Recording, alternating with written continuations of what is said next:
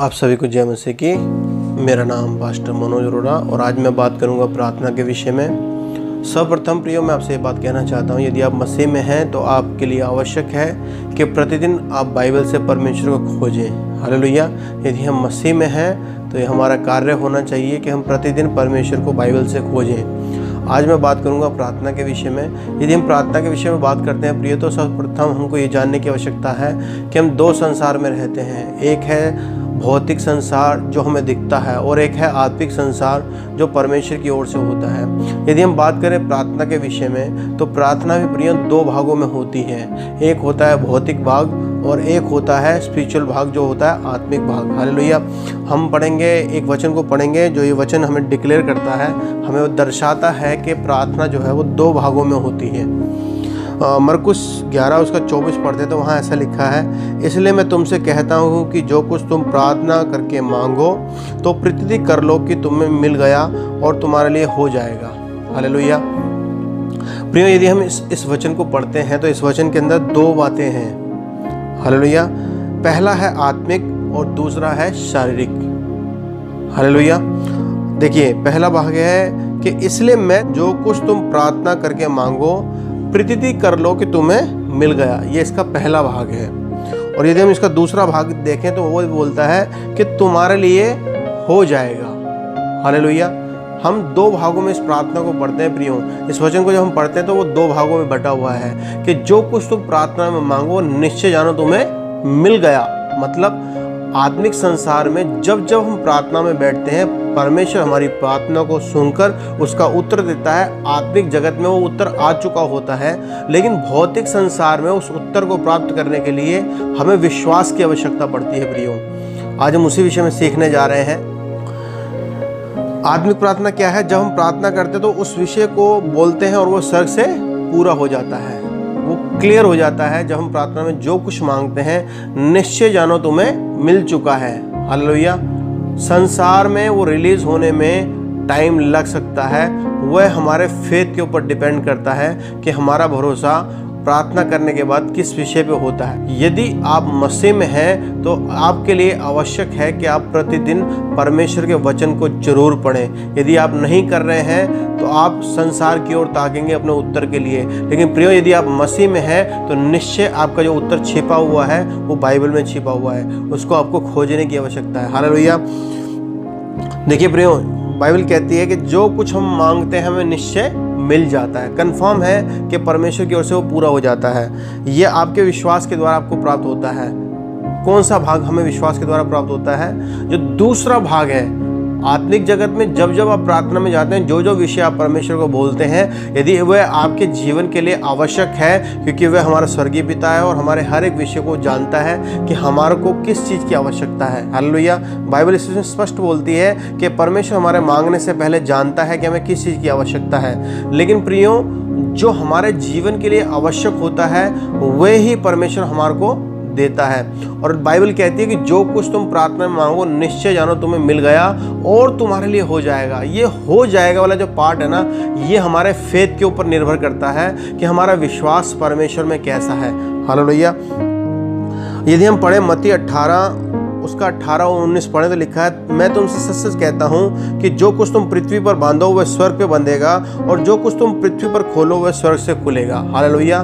परमेश्वर ने आपको अधिकार दिया है प्रियो, जो कुछ आप पृथ्वी पर बांधते हो वो स्वर्ग में बंध जाता है और जो कुछ आप स्वर्ग में खोलते हो वो धरती पर खुल जाता है। हालेलुया।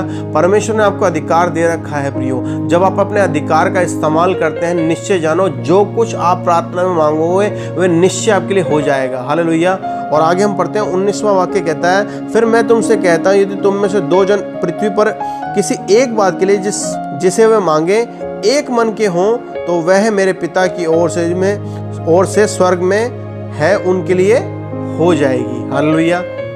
बाइबल बता रही है कि दो जनों का एक मन होना आवश्यक है। हालेलुया। बाइबल कहती है कि दो जन एक मन होकर जो कुछ मांगेंगे वह स्वर्गीय पिता हमारे लिए कर देगा। हालेलुया। हालेलुया। यीशु ने उनको उत्तर दिया कि मैं तुमसे सच सच कहता हूँ, यदि तुम विश्वास रखो और संदेह ना करो, ना केवल ये कहोगे कि इस अंजीर के पेड़ से किया गया, परंतु यदि इस पहाड़ से भी कहोगे तो वो उखड़ जाएगा और समुद्र में जा लगेगा। हालेलुया। बाइबल के वचन प्रियो स्पष्ट हैं, बस आपको आवश्यकता है बाइबल में झांकने की। प्रियो, जब आप परेशान होते हैं तो अपने प्रश्न के उत्तर के लिए इधर उधर ना ताकें। यदि आप मसीह में हैं तो आपका आवश्यक है कि आप अपने उत्तर के लिए बाइबल के अंदर देखना शुरू करें। परमेश्वर के वचन आपसे बात करते हैं प्रियो। परमेश्वर के वचन जो लिखे गए हैं वो जीवित वचन हैं। जब आप उसे अपनी आत्मा में स्वीकार करते हो वो आपके लिए रहमा वर्ड हो जाते हैं। वैसे वो रिटर्न वर्ड कहलाते हैं, रिटर्न वर्ड मतलब लोगोस वचन, लेकिन जब आप उसे अपनी आत्मा में स्वीकार करते हैं विश्वास के साथ में, वह आपके लिए रहमा में कन्वर्ट हो जाते हैं। बाइबल कहती है जो कुछ तुम प्रार्थना में मांगो निश्चय जानो तुम्हें मिल गया। वो रहमा वर्ड था, लेकिन यदि आपने उसे अपनी आत्मा में स्वीकार कर लिया वो निश्चय आपके लिए हो जाएगा। हालेलुया। बाइबल स्पष्ट है प्रियो, प्रार्थना 2 भागों में है। हालेलुया। यदि हम मरकुस की पत्री पढ़ रहे हैं 11 उसका 24 पढ़ रहे हैं तो ये 2 भागों में है। फिजिकल वर्ड में अगर आप उसे रिसीव करना चाहते हैं, कोई भी प्रार्थना यदि आप उसे फिजिकल वर्ड में रिसीव करना चाहते हैं, वह आपके विश्वास के द्वारा आपको प्राप्त होगी प्रियो। हालेलुया। वह आपके सिर्फ बोल देने भर मात्र से नहीं प्राप्त होगी, बट उसके लिए आपको विश्वास करना होगा परमेश्वर पर। परमेश्वर वो डन कर चुका है, लेकिन आपको रिसीव करने के लिए अपने विश्वास को साबित करना होगा। आगे पढ़ते हैं प्रियो, 21वां वाक्य है, यीशु ने उनको उत्तर दिया कि मैं तुमसे सच सच कहता हूँ, यदि तुम विश्वास रखो और संदेह ना करो तो ना केवल यह करोगे जो इस अंजीर के पेड़ से किया गया है, परंतु यदि इस पहाड़ से भी कहोगे उखड़ जाओ और वह समुद्र में जा पड़ तो ये हो जाएगा। हालेलुया। और 22वां वाक्य कहता है, जो कुछ तुम प्रार्थना में विश्वास से मांगोगे वह सब तुम्हें मिलेगा। हालेलुया। और यदि हम विश्वास के विषय में पढ़ें प्रियो, तो विश्वास के विषय में इब्रानियों की पत्री 11वां अध्याय पूरा का पूरा चैप्टर विश्वास के विषय में बोलता है प्रियो।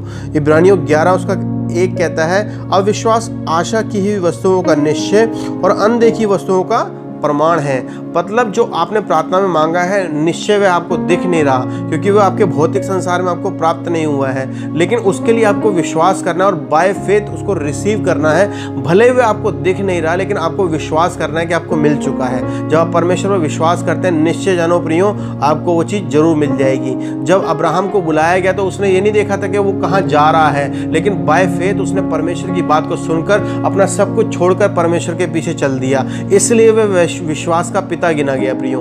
आप भी विश्वास करें परमेश्वर पर।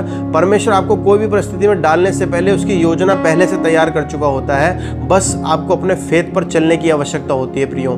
बस आपको परमेश्वर का वचन सुनकर उस पर फेथ करके चलने की आवश्यकता होती है। निश्चय आप अपने उत्तर को प्राप्त करेंगे। और आगे पढ़ते हैं, विश्वास करें जो प्रार्थना की गई है उसकी आशा करें। विश्वास का मतलब है कि हमने जो भी प्रार्थना करी है उसके ऊपर क्या करें, विश्वास करें, और जो भी प्रार्थना की गई है उसकी आशा करें। यदि आपने कुछ मांगा है तो उसकी आशा करें और विश्वास की आंखों से देखने लग जाएं, वह आपके लिए हो जाएगा। हालेलुया। हालेलुया। परमेश्वर इन वचनों से आपको आशीष दे प्रियो।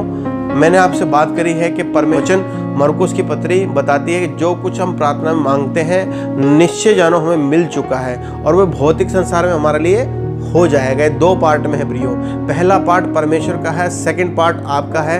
आपको विश्वास के साथ में उसे रिसीव करना है। आइए हम प्रार्थना करते हैं हर एक देखने वाले के लिए। यदि आप किसी आवश्यकता के लिए प्रार्थना कर रहे हैं तो मैं आपके लिए प्रार्थना करना चाहता हूँ। आइए हम प्रार्थना करते हैं। धन्यवाद करते हैं प्यारे पिता परमेश्वर, हर एक उस जन के लिए प्रभु जी जो इस वीडियो को देख रहा है। होने दे प्यारे पिता परमेश्वर कि इनका जीवन प्रभु जी विश्वास के स्तर में एक स्तर और बढ़ने पाए प्रभु जी। ये दिन प्रतिदिन प्रभु आपके वचन की खोज में रहे प्रभु जी, और होने दे प्यारे पिता परमेश्वर इनका विश्वास का स्तर दिन प्रतिदिन प्रभु जी बढ़ता जाए प्रभु जी। जब भी आपके वचन से पढ़ें तो जानने पाए कि सच में प्रभु जी आपने अद्भुत योजनाओं को एक मनुष्य जाति के लिए रखा हुआ है प्रभु जी।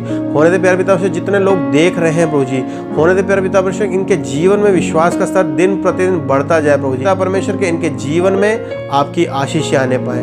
सारी बातों में हम आपको भला कहते हैं, आदर महिमा सम्मान आपको देते हैं और इस प्रार्थना को मांग लेते हैं आपके प्रिय पुत्र प्रभु यीशु मसीह के नाम से।